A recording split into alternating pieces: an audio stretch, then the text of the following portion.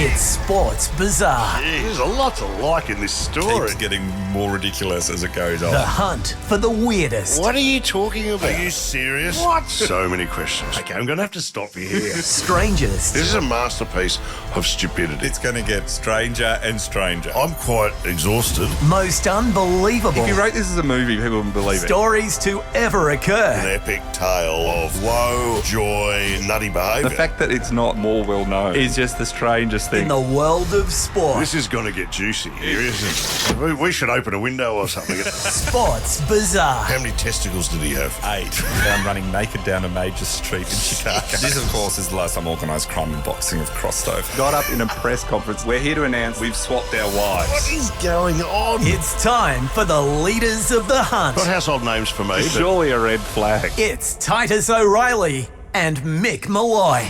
Well, hello everybody and welcome to the latest edition of Sports Bizarre with Titus O'Reilly, of course, who's bringing it to table. How are you, Titus? I'm very well, Mick. And my good self, Mick Molloy. Let's get straight into it. What have you brought to the table this time? Well, this one we're going to delve deep into a guy called John Wren.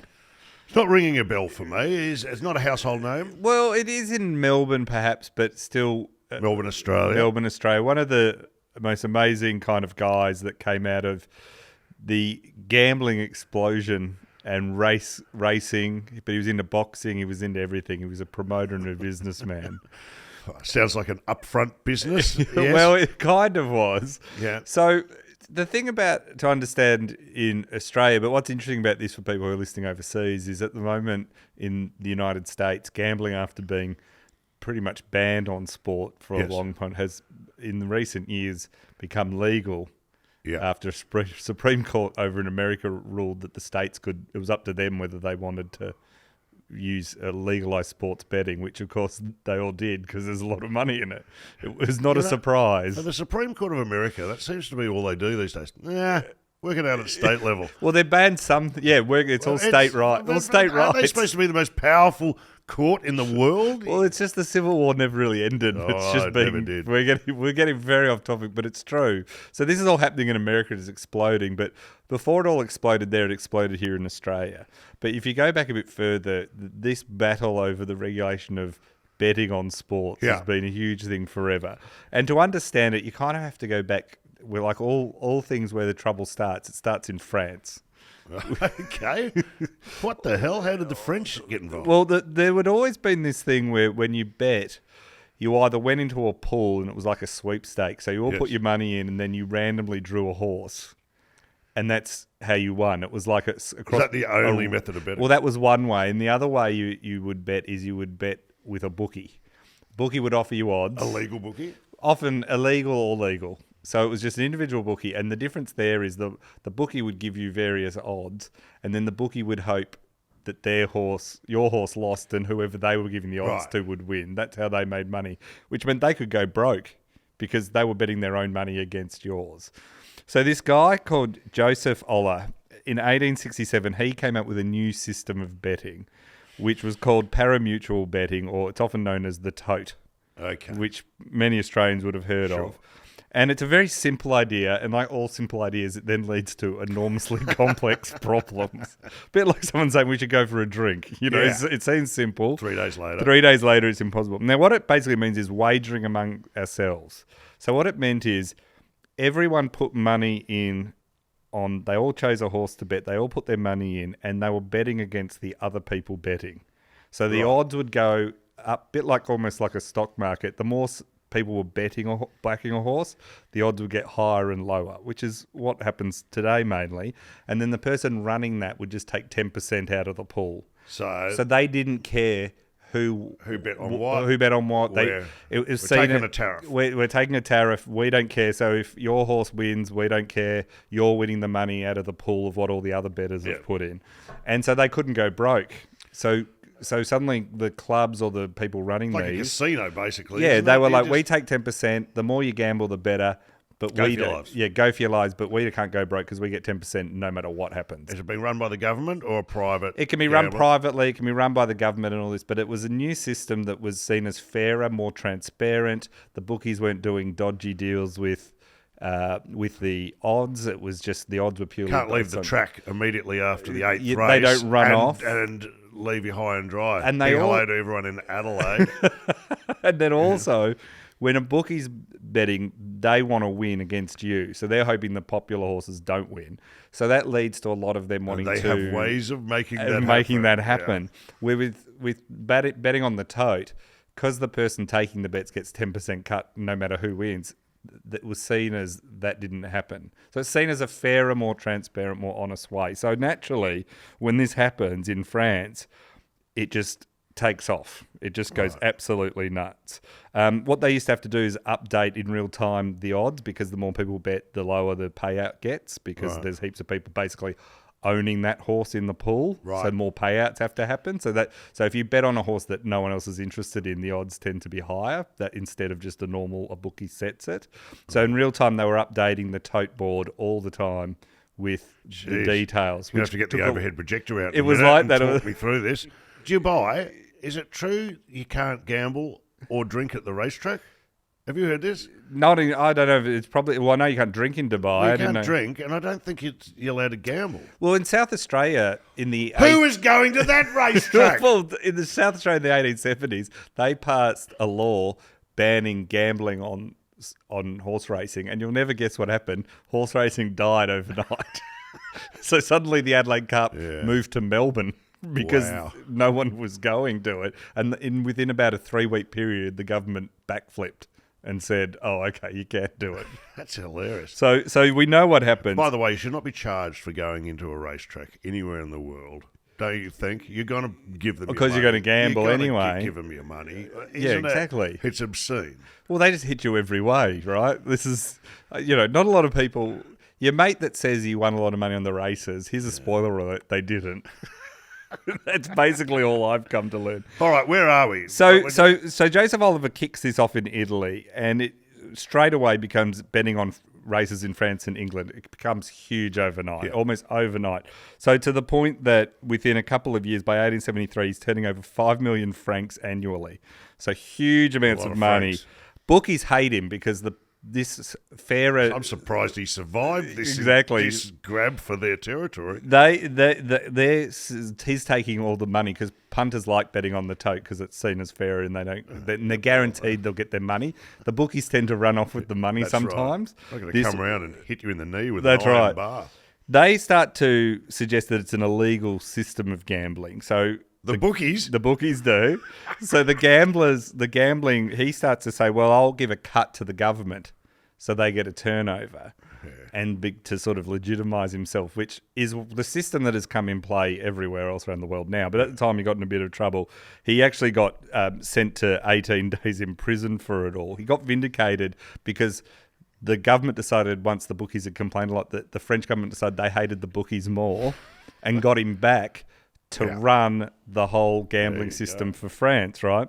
To the point where in 1908, 294 million francs are being put through this a year. He benefits by not only running it, he also sets up a printing business to print the racing tickets and makes so much money. All the money he made... to print money. Yeah, he goes into the entertainment industry and sets up a new theatre restaurant called the Moulin Rouge.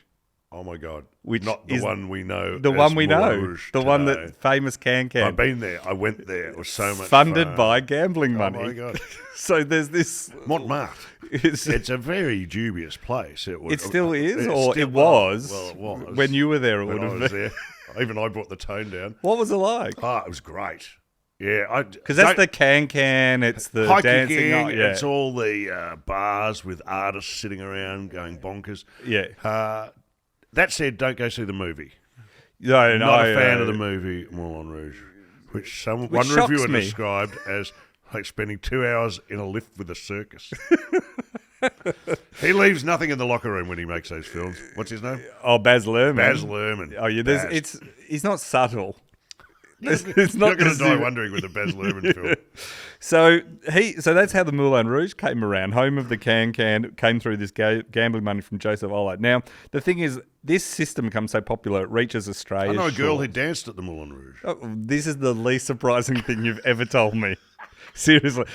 Actually, the only surprising bit is you only know one. Did you know her before you went? No, this is currently. I probably should not. You know her now? I know her right well, now. Mick will be giving out her phone number after this. Fire away. So this system of betting, the tote, it arrives in Australia so much faster than germ theory did in Australia. Yeah. They were more interested in what the French had come up with. And the Australians were always just the biggest gamblers. They still are to this day the biggest gamblers in the world. Yeah. They lose more per capita Well done, Australia. than anyone else. I think Singapore was second, and it just drops away after them. Pokies, racing, sports Good on betting. 'em. Yeah, Well done. huge. They always say Australians will gamble up to Two flies flies. going up a wall, and it's true. So the Australians find this, and they look at all this and they go, "This is great. This will suit us." But they decide instead of just having the chalkboards, they build machines, almost like these mechanical scoreboards, Yes. that can in real time keep up with the odds. showing the odds as people put bets on. And so it becomes this huge thing to the point where Australia started designing mechanical totes that were so powerful, this is before computers existed, that they could calculate faster than modern day computers, some of them. Wow. And the first biggest ever, and it was like this for about 100 years, the biggest ever international trade deal ever done by Australia was selling tote machines to France for years, right? So it was our biggest industry. We're good at it. We're very good at it. So I always admire too. I know guys. Some of the smartest men in the world are those who can convert odds on the spot or tell me that they're not Yeah. CEOs. They haven't been to uni. Some of them didn't go past year 8 or 9 at school. Oh, Yet exactly. I watched them stand in front of a board or read a card with all the different odds on it and let you know how much you're going to get for a box trifecta on this or that. And I go, "You're a G. You are like Stephen Hawking." Yeah. But in gambling world. Well, and it's always the guy that in year 10 you did maths with and he could not do maths, and you run into him 5 years later, and it just shows you the power of incentives. He's got into racing, and he's doing exactly what you're saying. It's like a Russell Crowe in A Beautiful Mind, you know? You're sitting there just going, you were the dumbest bloke I know, but suddenly All of a sudden you could run a Fortune 500 company in 2 That's right. seconds. So so Australians get right behind this. They look at they start building these mechanical tote boards. They start looking at large fonts and things, so it looks all very computery and scientific, you know. So they all like that, and they were about the size of a piano. These tote machines. That could be moved around and taken everywhere, and they were taken to all of this. And then in the background, you had all these clerks counting the bets in real time. So huge amounts. How many of these totes? Oh, it could be hundreds of the people doing the clerks doing the stuff, the maths in the background, and they spread everywhere. And so very early on, Who makes them? it would just be entrepreneurs. So in the 1870s and early 80s, there were entrepreneurs who started these tote betting companies. So you had the normal bookies on course, but they started these tote betting companies, and they started pouring huge amounts of advertising money into the papers to advertise them. So, for example, in Melbourne, a man appropriately named Henry Gamble, Wow. he launches. His future was sorted early in the piece, wasn't it? He launches Gamble's Totalizer company. So this is the totalizer machine, which totals all the bets up. It built on his other businesses, which included Gamble's Celebrated Cough Lozenges and his Gamble's Safe Hair Vigor. Oh, my God. Now, if you have to put safe in the title, that suggests there were some unsafe ones This floating sounds around. dodgy. This guy is dabbling in the dark arts. That's right. Of the Australian community. So all this money starts coming into these private companies setting up these totalizer companies, this new way Have they of got like a betting. production line or something? No, a lot of it's been made in like back sheds and stuff, like people's backyard sheds and stuff, right? Some of the big businesses that go on to be huge are just built of these totalizer companies of people just building them themselves. So this starts to get successful enough that the big racing clubs, like in Britain, in Australia too, they're run by the gentrified class. So they're the captains of industry, the minor nobility, all this. They run the racing clubs. And the idea is with the racing clubs, you have these bookies on course and you take a cut from them, but it's hard to regulate it because it's just cash in hand, and you'd be surprised that bookies don't always report You in take that full. back. You take that back. I won't hear it. They sometimes don't. So the bookies were known for being dodgy. So this idea of having a setup company, a totalizer company, it appealed to these big racing clubs because there's a great one of a bookie in Sydney. He took bets all day, and what would happen is people would look around and they'd look at bookies and they knew they could run off. So they would look for the fattest bookie. I'm kidding you not, right? They would look for We can catch that We one. can catch him. We can Seriously. catch that Like, one. so they would look at it and go, I reckon I can outrun this. And that was genuinely how they would tip who to bet with. One bookie, taking advantage of this, shows up one day with his whole leg in plaster cast, right? Takes bets all day. And then on the last, he took these bets and the favourite got up and he was going to lose it all. And the fans are celebrating this win of the favourite. They turn around, he's ripped off the plaster cast and he's bolting up the hill, never to be caught. So the idea of this system, this fair way of betting where the person running it, whether it's a person or a company, has no incentive because they're just taking 10% off the top no matter what, is highly appealing to these big racing clubs. So they say, we want in. They go to the government and say, we want to run the totes. So in various places around Australia, the governments come in and say, okay, we'll legalise this. So Queensland do, Adelaide do, various other places in Australia do. New South Wales and Melbourne are a bit less sure because the anti-gambling groups look at this and go, this is making gambling sort of more trustworthy, easier to bet, more safer than the bookies. Yeah, because people were not going to the bookies because they were dodgy. So the idea of having this reputable thing and run by the actual clubs, the actual racing clubs, this terrifies and it's mainly the Protestant churches that are running these anti-gambling things. They're very much against it. So they have things. But in Victoria, this becomes incredibly, incredibly controversial in the state of Victoria and Australia, where in 1880 they bring in the Victorian Totaliser Bill that allowed them to do this by a guy called David Gaunson, who was the Member of Parliament. And this is defeated as the anti-gambling people all come in and say, this is terrible.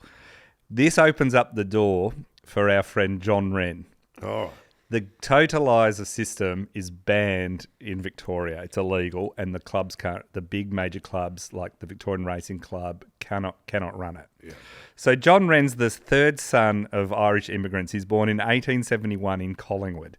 Now, Collingwood was a suburb at the time. People would know it now. There's a famous football club in Australia called the Collingwood Football Club, arguably the most famous club in the land.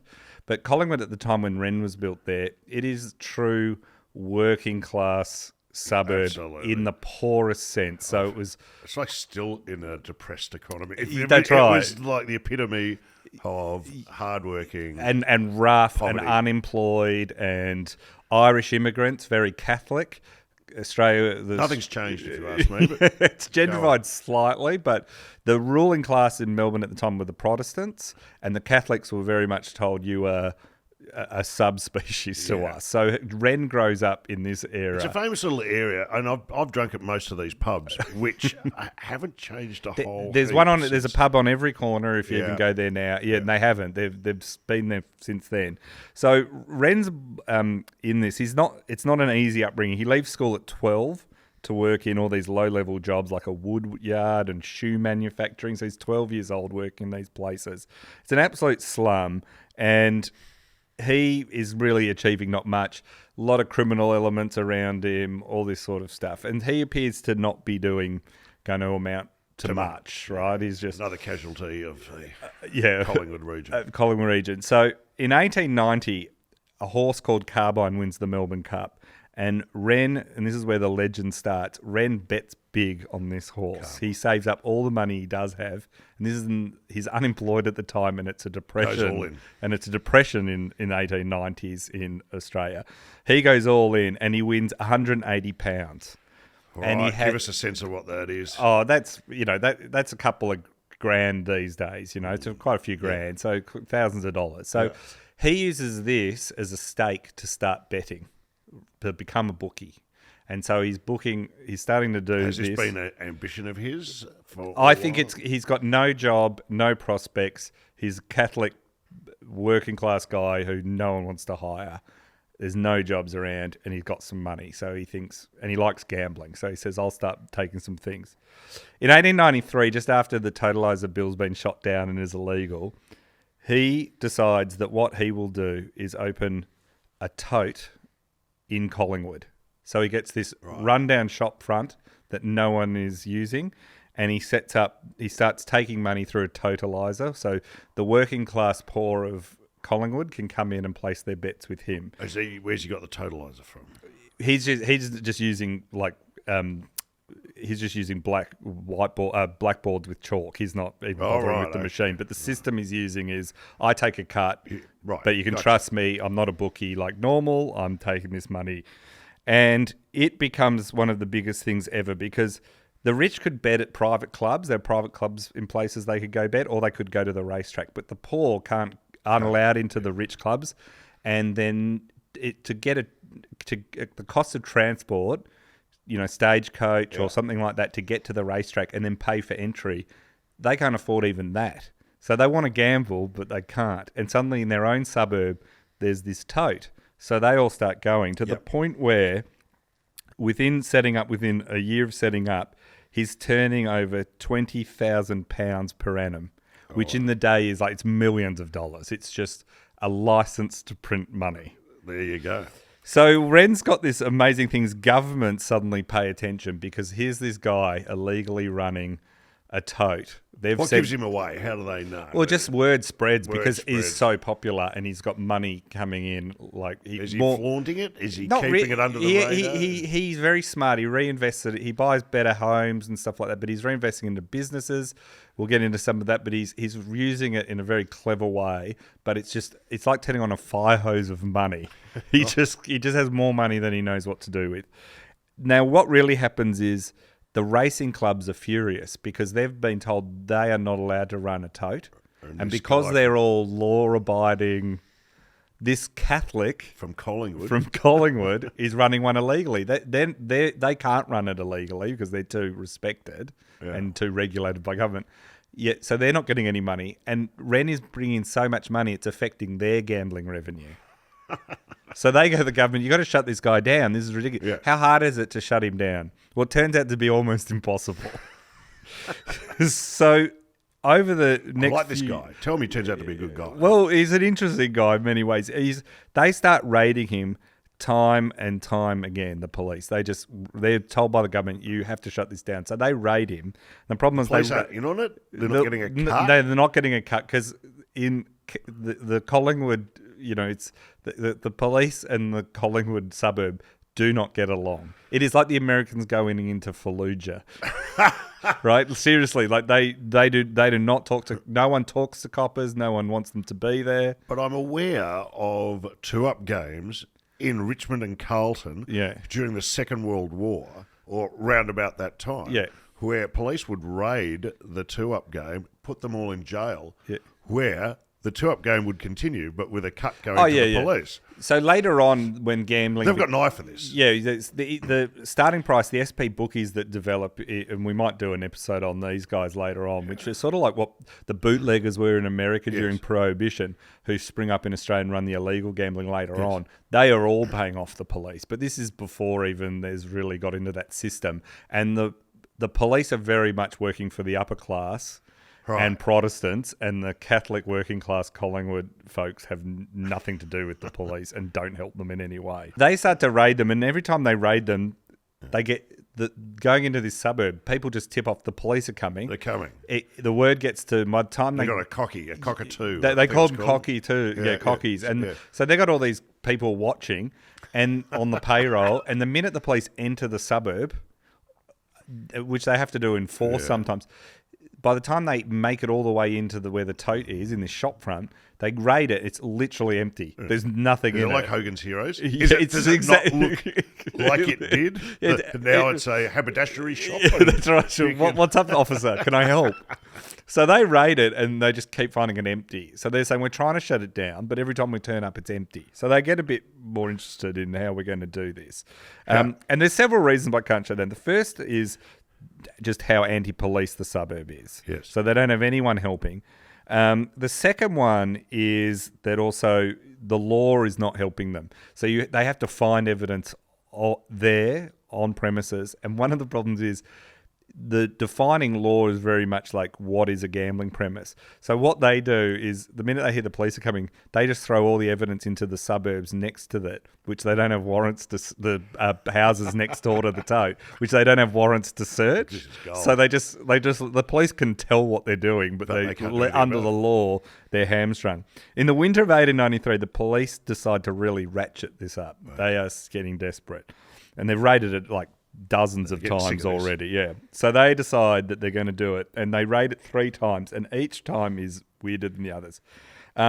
They raid by approaching on 4-wheeler horse cabs, so actual cabs, taxis. So they're trying to go undercover now. Is this no, because police didn't have their own vehicles back then, and used to catch cabs to murder scenes.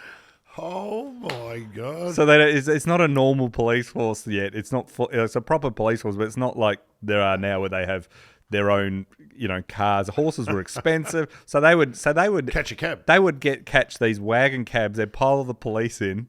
They would move incredibly slowly. Imagine a cab driver going the long way to a murder scene just to bilk them for a few more bucks. No, there was no Uber.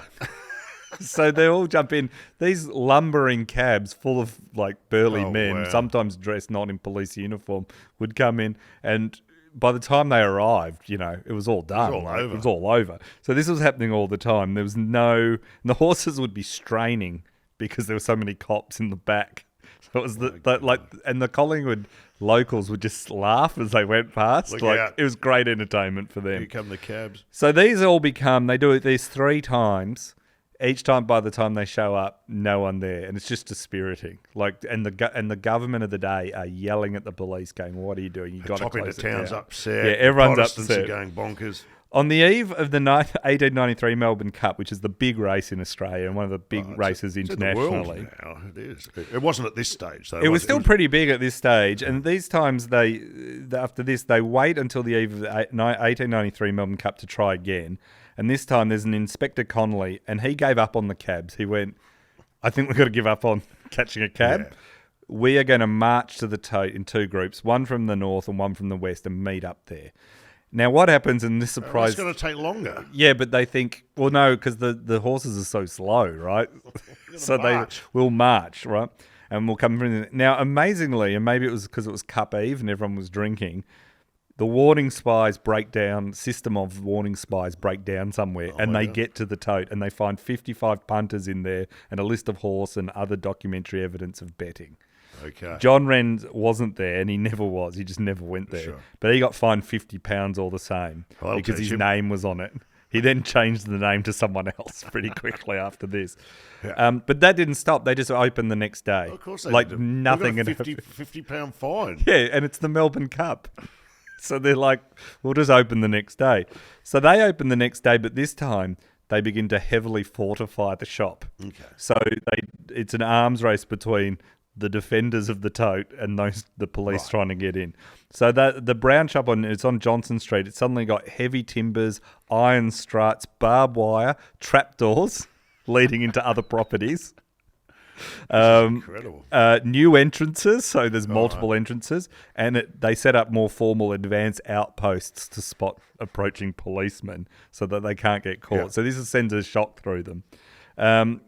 Also, they decide that punters no longer will enter through the shop front, but through several buildings away through a series of connecting doors from a wood, and then go through a wood yard between the shop, so that it doesn't look like there's people just going in the front door all the time. Brilliant. I love it.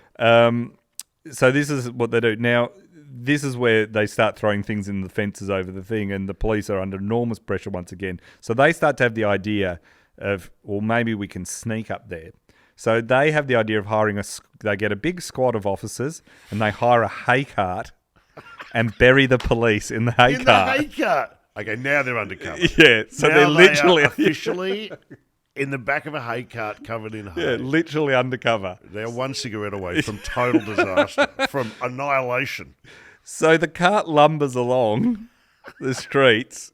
And no one can see there's police in it. It's no alarm bells are ringing? Well, not really, but they lumber along and they reach the back of the tote. And then to the amusement of those watching on, they then take quite a bit of time extracting them from the hay because hay's quite heavy. And then they spend time finding in the hay the axes and crowbars and battering rams they've brought with them because to get in. And this takes so long, by the time they get in, there's no one in there. So even this doesn't work. The cops aren't really impressing me. No. With their foresight, their energy, and their ability to... No, they're not doing well. No, and then on top of this is making Wren this folk hero. So Wren starts in Collingwood. He's letting people bet and they think that the fact they're not allowed to bet is one rule for the rich, one rule for the poor. So betting is a matter of pride and principle. And the fact that we're just doing what the rich people are allowed to do. Yeah. And the life's up against us and they won't even let us have this. Yeah. So Wren is a hero, but then like all these heroes, because he keeps making the police and the government look stupid, they just love him, right? He's just one of the most popular. He starts pouring all his money into boxing rings and boxing competitions. He starts running all these other cycling races. So he starts putting into legitimate sports as well. And he builds Festival Hall, which is a famous... Oh, that's a landmark. Landmark. Still exists today in Melbourne. Yeah. Bands play there all the time. Oh. It was the mecca of boxing. He builds that outright. Sex Pistols there. Yeah. I did. I saw R.E.M. there. Yeah, I seen Radiohead there, and so everyone plays there. So he owns I don't that. think it's changed much. No, he would be appalled. It's owned by some Christian fellowship today. Yes, it got sold by his family to this Christian fellowship group or one of the Pentecostal churches. Yeah, we should send the cops down there. we should get a hay cart and send the cops down. So in a way, the Pentecostal churches or the churches win eventually. It just take them about 80 years later. Can I ask, just before you go on, he's not involved in any other underworld or criminal We'll get into activity. some of this because there's people that believe he had criminal things, but there's others that think that a lot of that was just dumped on him by the Protestant forces and that to dirty him up. I mean, there's no doubt running the tote is illegal, and I'm sure he had people working for him who knew how to handle things, right? Yeah, he's up against the bookies and the government, so it's unlikely that he was completely a clean skin. Yeah. But he wasn't. They make out like he was almost like a mafia don, and I think he was cleverer and didn't need that. He basically just discovered a way to make enormous amounts of money, and he was smart enough to diversify, which we'll get to. But it is amazing. So boxing, he's into. What else? Boxing, cycling. Cycling was huge at the time, so he was doing all of that. And then we'll see he gets into more and more things as it goes along. So he becomes this hero to the working class, but then he becomes an even bigger and greater symbol of the evilness of gambling to the anti-gambling that are tied up with the churches and tied up with the Protestant ruling class. They start to see him as the devil personified, where, before that there wasn't someone to focus their dislike on. Right. So the police decide, we've got to do more, and we've got to do more. We want you to try and close the loop in Parliament around adjoining property so that we can search them too.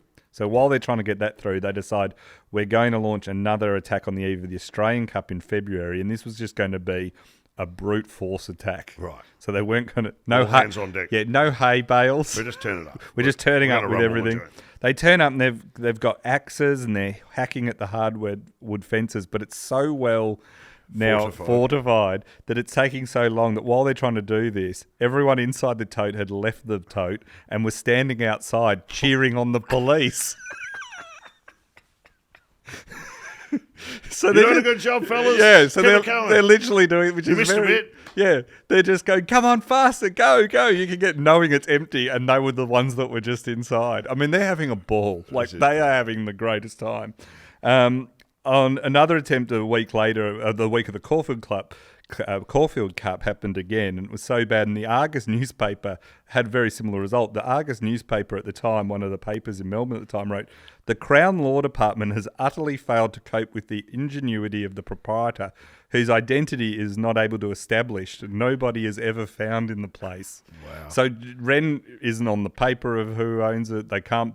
He's they like can never Batman. find. Yeah, he's just like they cannot catch him. He's just running amok with them.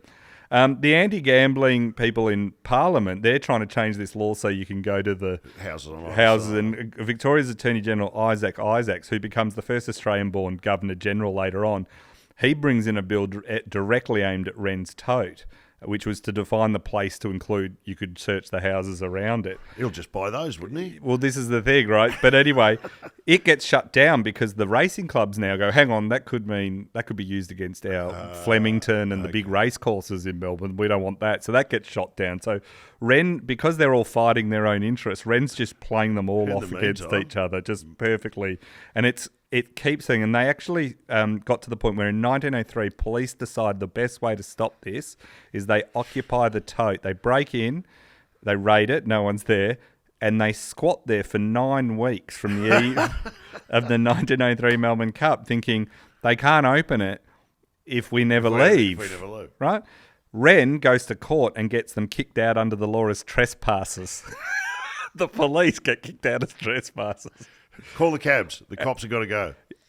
So at this point, the police basically give up. They say, we can't stop it. We've tried our best. So the VRC, the Victorian Racing Committee, which is owns Flemington Racecourse, which is the big racetrack. Still to this day, runs the Melbourne Cup and the Spring Racing Carnival in Australia, which is, if you're not from Australia, it's 100,000 people on track for 4 days. Huge interest. The Melbourne Cup's called the race that stops the nation. Yep. People, it's a public holiday in Melbourne. It's the only place in the world where a horse race is literally a public holiday. In a city that's famous for sporting events. It's possibly the most famous. It's amazing. And the carnival, the Spring Carnival, is just it's huge. So they're bucket list stuff. They're at this point, they still hate him because they can't operate a totalizer. Yeah. He can. He's taking all their money. People aren't going to the course because they can just bet with him. They decide if we can't rely on the police or the government to either, the police can't seem to raid it and the Victorian government can't pass laws to make it illegal, we've got to figure out a way, to get Wren. And he just keeps benefiting from this. So they say, well, what we might do is they get together in 1905. This is after a couple of years after the raids have died down a bit because they've all just given up on it. And they decide that what they will do is Wren owns a lot of really good top racehorses because he's making so much money. Yes. He's got a house over in Toorak. He's got horses. He's got buildings. He's got legit businesses. He's owning boxing halls and, he just owns everything. And he just keeps putting his money into things. They decide, well, one way we can get to him is we will ban his horses from the Caulfield Cup and the Spring Carnival. We'll just outrage him, right? We'll just send a message. Are there grounds for this, or can they just say? They don't even give a reason why. They just say he's banned, and straight away this is a massive public scandal because he's so popular with the working class, the man of the people, and he's also got a lot of because it divides over class and religious lines. So the working class Catholics and the Catholic Church itself all get behind Wren and say this is outrageous. So you got the Catholic Church in sermons on a Sunday, standing up instead of, I was going to talk to you about Jesus, but John Wren's horses have been banned. I want to talk to you about how outrageous. The Protestant churches, the anti-gambling forces and the government of the day and the ruling class, they hate him and they're all against him too. So this becomes, it's the biggest issue going on at the time. The clubs refuse to answer when the media asks them, why have you banned it? And Wren decides, well, what I'll do is I'll lease my horses to a trainer called Frank Musgrave for the spring.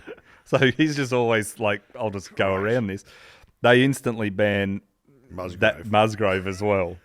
It gets more heated. It starts getting brought up in Parliament. So this becomes a debate in Parliament where they're all going nuts about it. The Protestant Church view all gambling as a surefire way to go to hell, right? So that's their view of it as well. The Catholic Church, which is much more working class. Slightly more lenient. Yeah, they say only excessive gambling's a problem. There you go. So, they're a bit more thing. Yeah.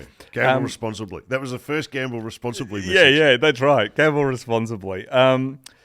The Argos comes out, the newspapers, and they write things saying we must know why. And there's a rule that says that the VRC, they have they don't have to give a reason in their bylaws. Right.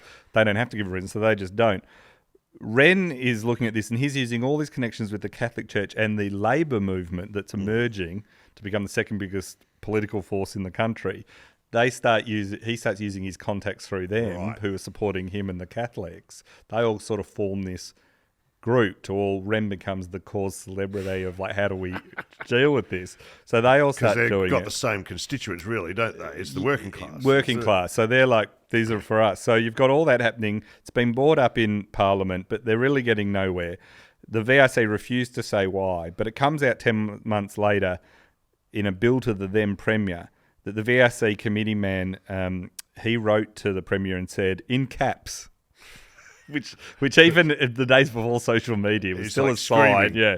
He said the decision of the VRC was not a personal one against Mr. Wren. His entries were refused because Mr. Wren was alleged to be the owner of a tote in Collingwood and it was looked upon as an evil influence in racing. So it was very much that's what it was. Cards on the table. Now, Wren's always moving ahead of that. He's set up a thing in the city called the City Tats Club, which mimics the establishment member-only clubs, but for the working class where they can come and bet. So this is him franchising. So he starts to set up these, and they all start to try and shut those down too. But he says, well, if you're shutting mine down, you've got to shut down the rich people's ones. And they're all going, So once again, he's trapped them all in this. This guy's a genius. He's just playing them all. So this is happening. This is making them even more worried, and they're wary of making a move on him because they think, well, if we do that, we could be in court and have to shut all these rich people's clubs, which all the rich people are going, don't do it. So that's all happening in the background to this, and it's becoming a huge thing, and they're pouring huge amounts of money. Wren's buying all the ads in the papers to promote these clubs, and because these are legal, unlike the tote, but he's got all the money from the tote still coming in with like fire hose of cash. So he's owning the papers because he's just pouring all his money into it. And it's becoming more and more ridiculous as this is all happening. Now, because the VRC don't budge and they ban his horses from racing, Wren thinks a normal person would get angry and furious. Yes. Wren doesn't think, well, I'll just be angry about this. He thinks, well, how can I destroy you? I like his outlook. I like his approach. Yeah. So he decides to look into something called pony racing. Now, these aren't actual ponies, although it would be much better if they were. There was a few examples of this that had already started, which is where... Pony racing. They called it the ponies, of pony racing, and it's horse racing, but instead of thoroughbreds, you're using horses that are about 14.2 hands is the top limit. So that's about 1.44 metres high for not. So they're smaller than thoroughbred horses. They're not quite ponies, but they're just smaller horses. They're not as well bred and everything, but they're quite popular. And there'd been major racing clubs formed around this. And the established clubs like the VRC, they didn't like them because they're run by committees of rich guys who don't need to get rich. Yeah. And all the money made by the clubs goes back into the club. Right. These pony races are called proprietary racing, which is where a company is set up by someone and all the money made on the racetrack goes to the owner. It doesn't go back to the racing or the government or a pool. And Croxton Park in Northcote had one in 1869, which was the first. And they were always close to poor suburbs. They were aimed at the working man and a heavy focus just on the gambling. So you got to remember back in these days, racing clubs argued that by breeding horses well, you were helping the blood stock, by better genes, the blood stock in the country for the military of horses, which was still being used a lot. Sounds like a load of bullshit to me. No, this is before mechanisation. It was important to have really good horses, so they would argue that was a big thing. That became less and less important as cars came along, but at the time it was seen as a legitimate national security issue, right? So they would argue where the ponies were just like, no, we're just racing whatever horse we can get our hand on. It's pure entertainment. And they would have like, well, there might be 8 horse races in a day at the thoroughbred clubs. There might be 20, so you could bet more, and the bets would be lower. Anything for the Shetlands? Why have the Shetlands never been raced? That's what I think is where they... Well, occasionally they put some kids on the Shetlands. Don't tell me that's what John Wren's going to do next. Yeah, that's right. They put kids on Shetlands, did you say? Sometimes if you go to the races, they'll have a joke race, and it'll be kids on Shetland ponies. It's great, until the screen gets pulled up. I've seen it. I'd like to see that. Yeah, no, it's well worth. They used to have, even better than that, they used to have, and this is 100% true, and we can find the photos of this, they used to race monkeys on the back of greyhounds. And that was what happened during the war? Yeah. Because all the horses so that's what they do. And Australians still bet on them. And do you know why they stopped it?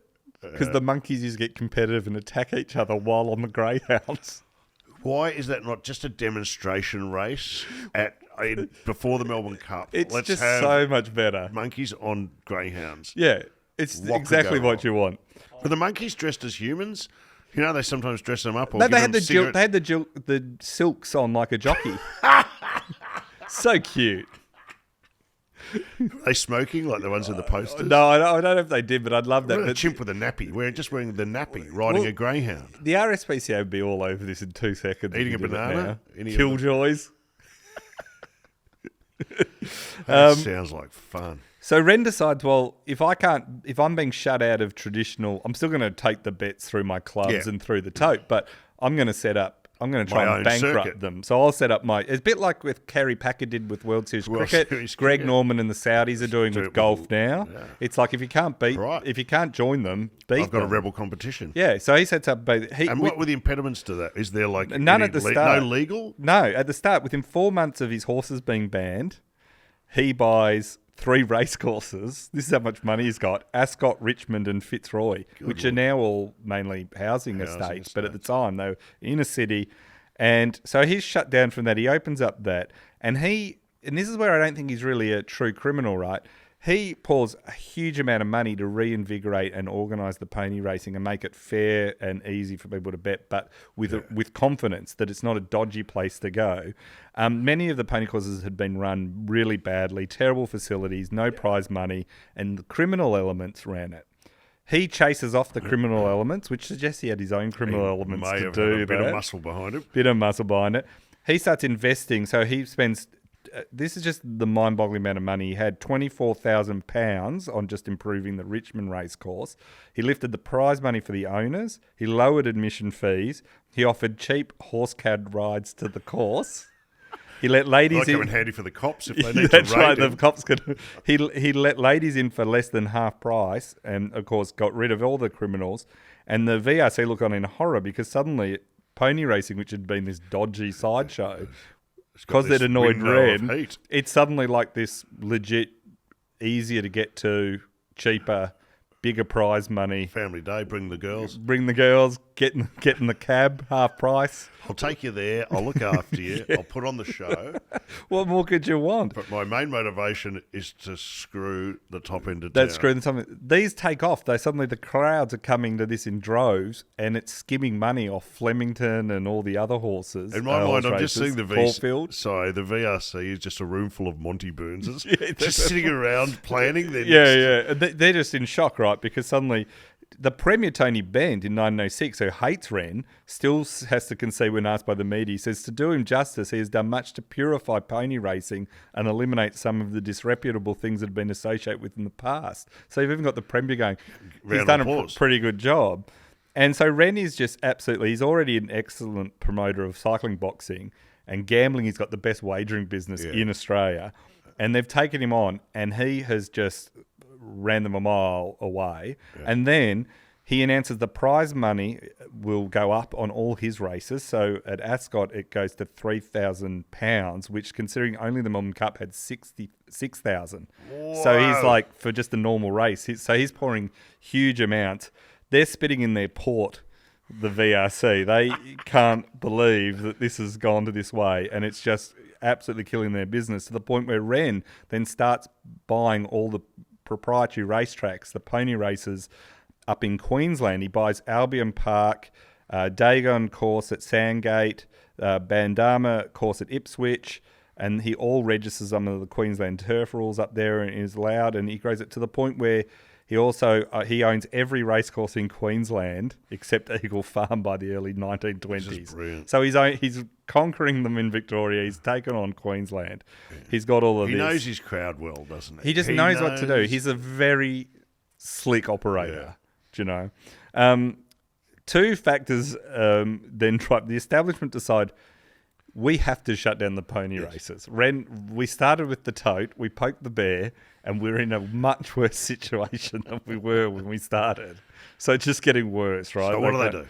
They decide, well, they basically want that the money being sucked out of their pockets going into this is so big that Randwick and Flemington are really starting to struggle. On the ropes. The other thing is they see their right as these clubs, it's a birthright to oversee racing. Like this upstart, they cannot believe. So they start to say, and they say things like, it's the sport of kings. It's, it's not the sport of unemployed trench diggers.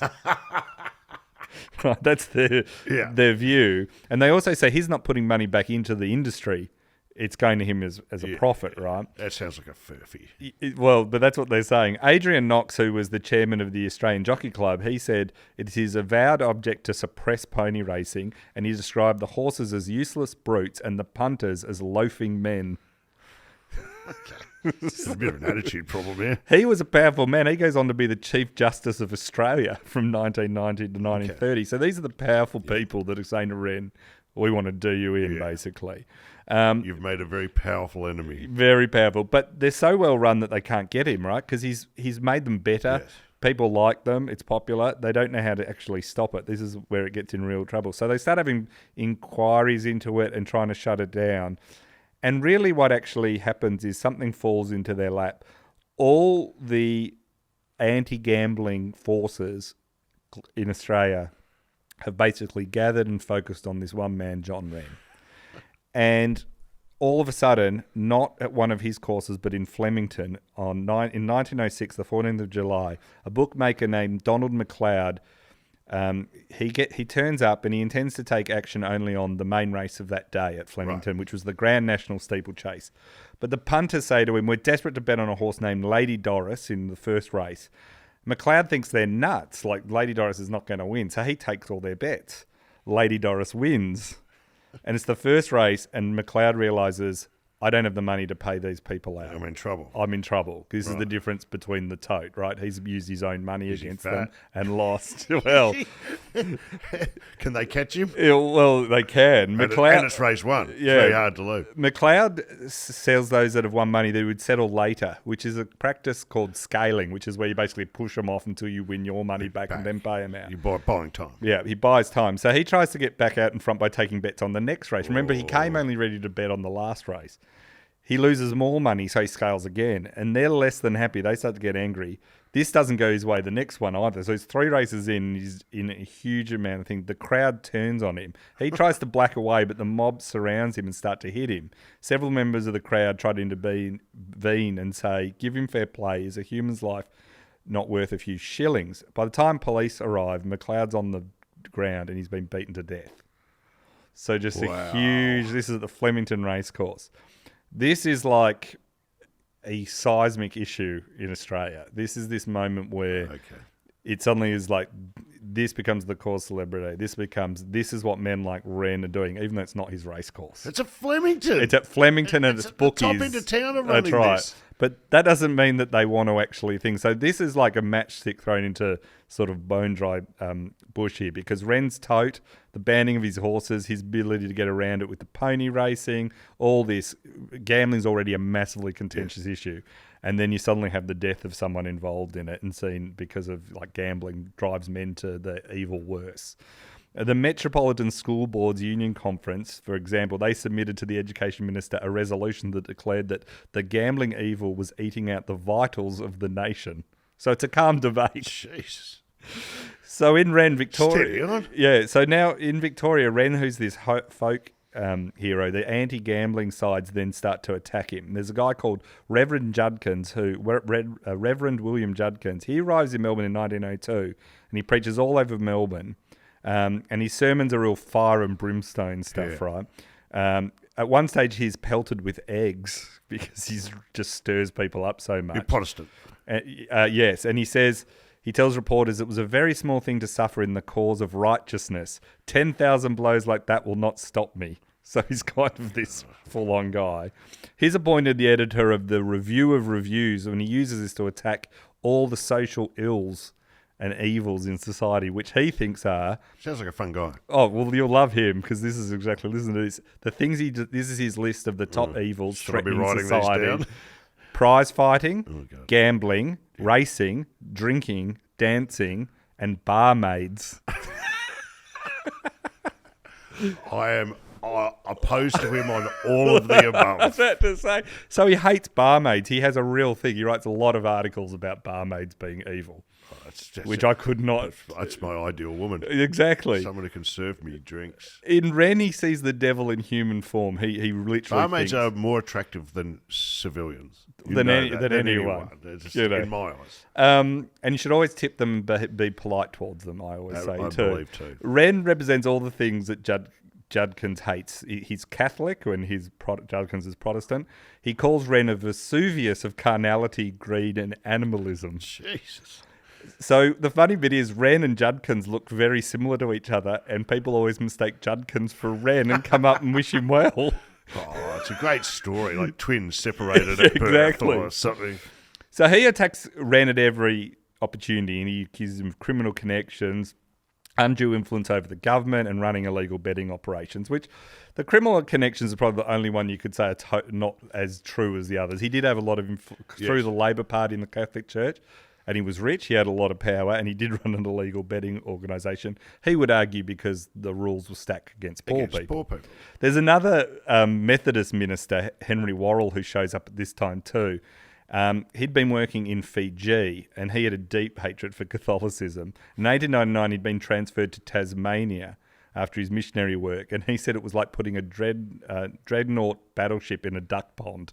So he thinks he's amazing. He rails against all sorts of things, and he gets named in both the Bulletin and the Truth newspaper as Wowser Worrell, or Warrior, they call him. They all just bag him because he's against everything. So Judkins and Worrell, they get in a bit of a competition of trying to take Wren down with each other, but they both want the credit. And then you suddenly have this death of McLeod, the bookmaker, that gives them the perfect opportunity to really ramp this up. I'm flabbergasted by this because it happens under the auspices of the VRC. I would have thought, Wren would come out and go, oh, and I'm the bad guy. Have a look at what these guys guys are doing. Come to the ponies. Yeah, but they don't care about that. They just say they're attacking the big clubs too, but the big clubs are a bit more, politically covered. Protestants. And they're Protestants. So on the day after the death of McLeod, Judkins rises at his church to deliver a sermon. He denounces the evil of gambling and the government's inaction. He says there is a body lying in the morgue today with face all red and blue and purple, murdered, all because of this evil. Who did it? The gamblers did it. So it's that sort of language.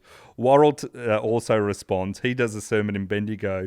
He calls the sermon, "Who slaughtered the body and murdered the soul of Donald McLeod?" So they're very... That sounds like a fun day out at the church. Yeah. He says that there are men sitting in our Houses of Parliament on whose hands blood will rest. It is a nonsense to pretend to be powerless to stop the scourge of gambling. So he says there's blood in their hands for the government. So he then attacks the racing minister and the Attorney General, and they get very annoyed with this. And Thomas Bent, the Premier, says these sermons are so outrageous. He demands Worrell appear before Parliament to be censured. There you go. Now, do you think this is going to calm the situation? Worrell thinks this is my chance to be a great Christian martyr. I can rock up to Parliament and fight my cause, and if I get censored, it will be censured. Either way, I'll be a hero, right? So he leaves Bendigo, and in Melbourne, 2,000 people show up at the exhibition buildings, and a further 10,000 supporters along the route to Parliament, singing hymns, prayers, chants, and cheering him. He enters, gives this grand performance, and the Parliament just say, this is all ridiculous, and they just say, they give him a light telling off, and it sort of fizzes out. Go back to Bendigo. Yeah, but this has really ramped this up. He doesn't get it. There's trouble brewing here, isn't it? Yeah. I can sense we've reached a critical mass of... Judkins says, here's a petition calling for the prohibition of all betting except on racecourses. And this becomes a bill which is called the Lottery Gaming and Betting Act. It happened on a racecourse. The guy got pummeled to death. It was on a racecourse. Yeah, this becomes a thing that basically says all betting in Australia, and it ends up being law in every state in Australia, that you can only bet legally on the racetrack, and that's it. All other betting is banned on any other sport. Bookies or tote? Bookies only on the racetrack. So this was in place up until sort of the TABs arrive in Australia in sort of the 60s, 70s. So this was a big law. It was completely banned on the back of this, and all because of this stuff. Wren, though, has some tricks. He tries to stop various the laws getting through the parliament. He's got his people trying to block it and stop it, but none of this really gets through. And eventually this gets through and gambling is banned everywhere. And finally, after all this, it gets to the point where Wren basically shuts down most of these things because he's made so much money, it's not becoming worth the hassle in Victoria anymore. And this is the high point of the anti-gambling lobbies thing. They have this all shut down. The 20s see the decline of proprietary racing because the gambling, you have to go there, it's so much harder, and there's constant attacks all the time. Moonee Valley, which is a racecourse in Melbourne, it reads the mood of the room and it moves to becoming a proper club like Flemington and Caulfield, and it's still with us. Cox Plate. Yep, all the ponies get shut down, and they did. Now, Wren therefore quickly sells in 1919, reading the writing on the wall, he sells all his courses to the Victorian Trotting and Racing Association, and he's out. In Queensland, a Royal Commission was convened to look into the proprietary racing, and basically Wren up there, because he owns them all. Yeah. And they look into that. He sells his Brisbane Amateur Turf Club and his Kedron Park Amateur Racing Club, and he sells them off. But it turns out he's just sold them to mates and he still runs them. So they look into this. Only in Queensland, he did legitimately sell. He did legitimately in Victoria, but in Queensland he doesn't. Eventually they shut these all down. In 1932, Fitzroy, Sandown, Aspendale, Richmond racecourses are all shut down as Victorian Parliament finally passed a law shutting them all down. Now, Wren's still around. Wren, though, is out of the racing game now. Yes. And he didn't really suffer too much because he'd been out manoeuvring governments and the racing clubs for, the better part of sort of 30 years at this point. He decided he'd diversified all his interests. So he'd now controlled all boxing in Australia. He constructed the Melbourne Athenaeum Theatre. He purchased several large grazing properties. He speculated in property development in Sydney and Melbourne. He partnered with Edward Theodore, Patrick Cody and Sir Frank Packer in 3 lucrative Fiji gold mines. He owned the Great Boulder Mines in Western Australia, the Golden Plateau Mine in Queensland, a coal mine in Newcastle, the Roma oil fields, and the Watu goldfields in New Guinea. He owned a restaurant in Melbourne, a frock shop in Sydney, and a cosmetics franchise. This is what he put all his former horses into. Tested them on his. This is incredible. Now, you're going to tell me this is a happy ending? No, well, then Wren. There's the book put out, Power Without Glory, by Frank Hardy that attacks Wren, and he hated communists, and he thought anyone who was Catholic and Labor was a communist. So he attacks Wren in this book called Power Without Glory, which is a fictional name. But it's all based very much on John Wren, and it involves in going to court, and there's libel cases and everything. That book has done a lot, but he was an avowed hater of Wren and everything he stood by. So there's a lot in that paints Wren as an absolute mafia boss. Yes. Where I think Wren was a lot cleverer, a lot smarter, a lot more of a business person, a lot more legitimate, and had some very legitimate reasons of doing what he did, such as the sort of the hatred between Catholics and Protestants and the working class being absolutely screwed. Wren lives until the 26th of September 1953. His other great love was the Collingwood Football Club, which we mentioned at the start, the biggest football club in the league. I liked him up until he funded basically the Collingwood Football Club for years. Well, he can just he can rot in hell. It's like funding a terrorism organisation. It attacks the vitals of this country. Exactly.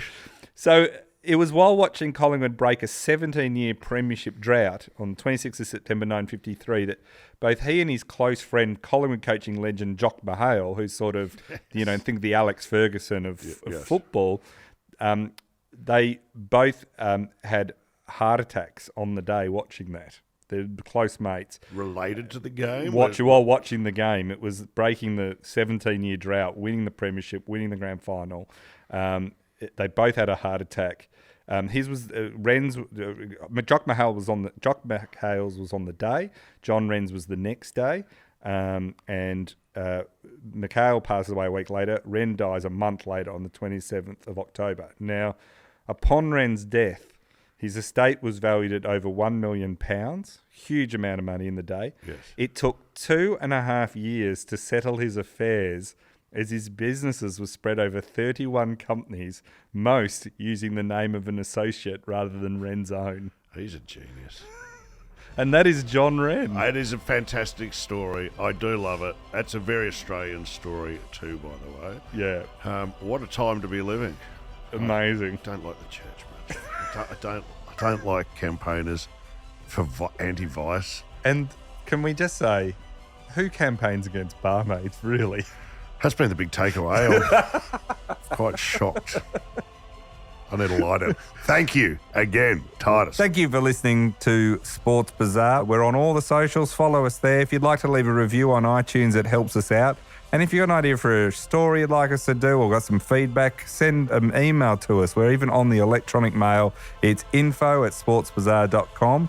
Let's go see a barmaid and we'll see everyone next week. Do that right now.